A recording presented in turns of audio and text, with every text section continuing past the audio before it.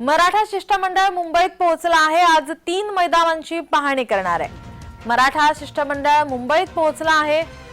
3 मैदानांची पाहणी करण्यात येणार आहे। बैठक या ठिकाणी या शिष्टमंडळांची होणार आहे।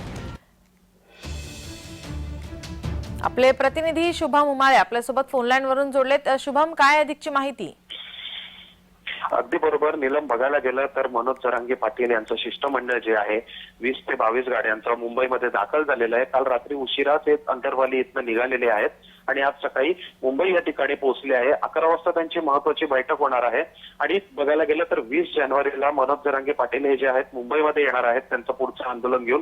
त्यासाठी कोणती जागा निवडायची, कोणतं मैदान निवडायचं या संदर्भामध्ये हे शिष्टमंडळ आलेलं आहे। त्याच्यानंतर पोलिसांना सुद्धा भेटणार आहेत आणि जरांगे पाटील यांना जाऊन सांगणार आहे की त्यांचा निर्णय कुठला आहे, कुठल्या मैदानावर जे आहे आंदोलन घ्यायचं आहे।